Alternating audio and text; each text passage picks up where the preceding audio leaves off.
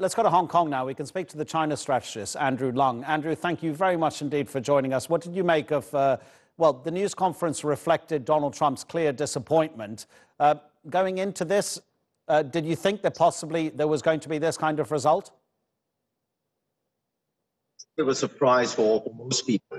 Unfortunately, the domestic politics in the United States intervened.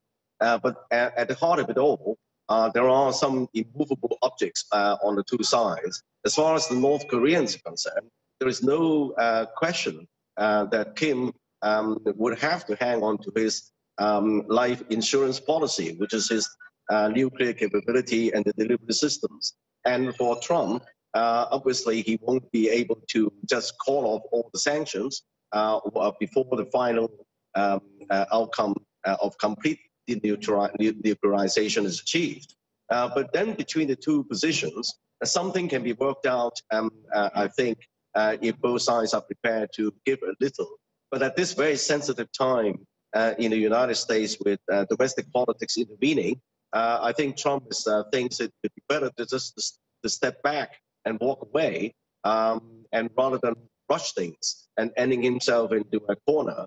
Now, I think that the talks have been going on quite well. I mean, the atmosphere.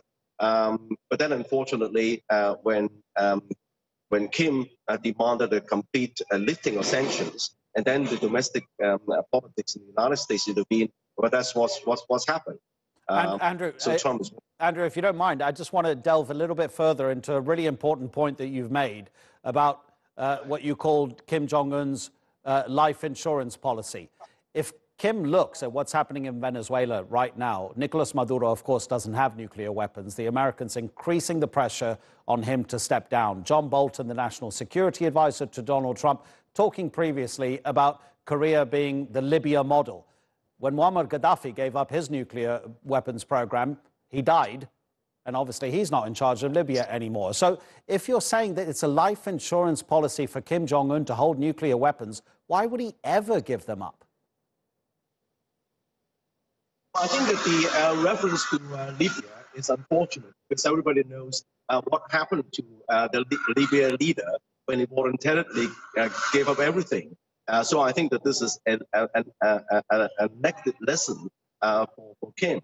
But as far as the nuclearization is concerned, Trump was known to have said that he's happy to accept a slower pace of nuclearization, because it's one thing to demand a complete kind of giving up all the nuclear weapons, but for Kim, that means that he's fully exposed without knowing what's going to come during the next year or the next month, when Trump can just retro up the rhetoric or be imposing the sanctions. So I think that both sides are seeing the red lines on both sides more clearly, after this debacle.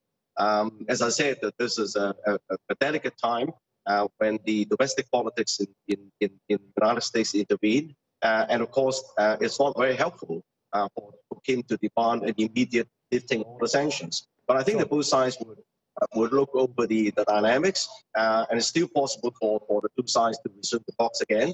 As I said, I mean, the process, the talks have been going on reasonably well. The atmosphere is good, has been good until now. But I think it's only a pause at the moment. I mean, the two sides are not really, breaking the talks, just left, right, and center. Sure. Okay. Andrew, thank you very much indeed for joining us on TRT World. That's the China strategist, Andrew Leung, speaking to us from Hong Kong. Just apologies about the sound quality on our connection with Andrew there.